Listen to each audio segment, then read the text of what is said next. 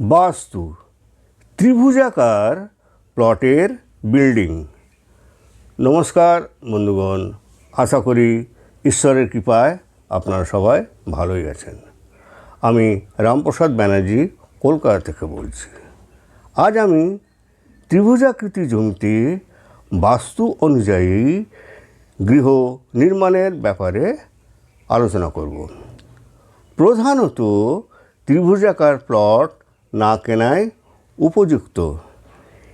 এই জাতীয় প্লটটি বাস্তুর নিয়ম মেনে 70% সুবিধাজনক করা যেতে পারে এবং এর পরে নির্মাণ কাজ করা উচিত।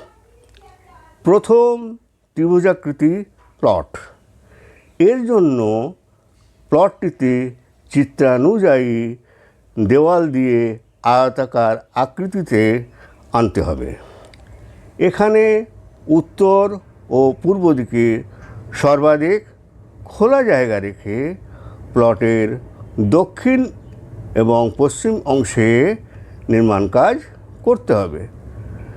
দেওয়ালের ঘেরা অংশে গৃহ নির্মাণ এবং চিত্র অনুযায়ী দেওয়ালের দুপাশে গাছ লাগানো ও উপরের দিকে গাড়ি রাখার জায়গা বা বাগানের জন্য ব্যবহার করা যেতে পারে।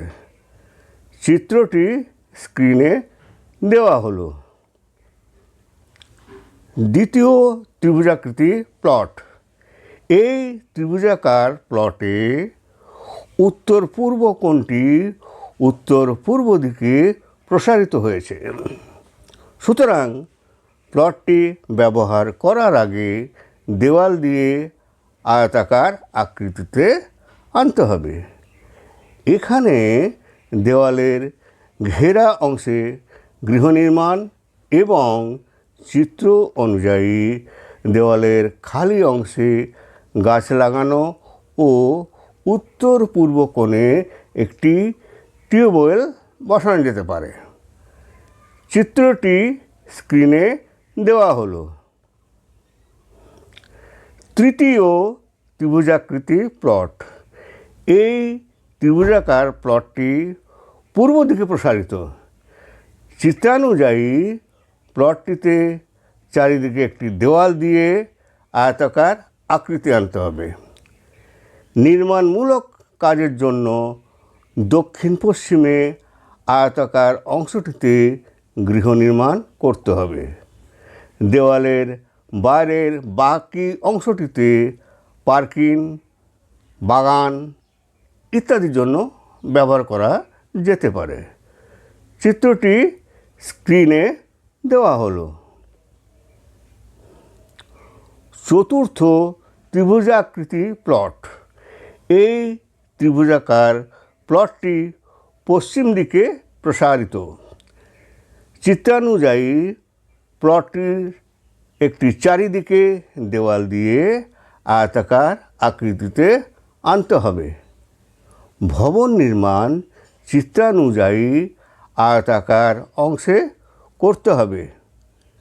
দেওয়ালের বাকি অংশটিতে পার্কিং, বাগান ইত্যাদি ব্যবহার করতে পারে। উত্তর পূর্ব কোণায় টিউবওয়েল বসালে ভালো ফল পাওয়া যাবে। চিত্রটি স্ক্রিনে দেওয়া হলো। বাস্তুর জন্য আজকের টিপস।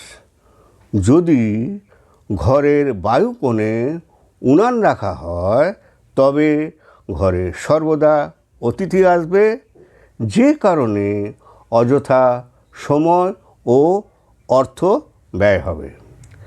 ভিডিওটি যদি ভালো লেগে থাকে তাহলে ভিডিওটি লাইক ও শেয়ার করবেন এবং চ্যানেলটিকে সাবস্ক্রাইব করার জন্য অনুরোধ রইল। ধন্যবাদ।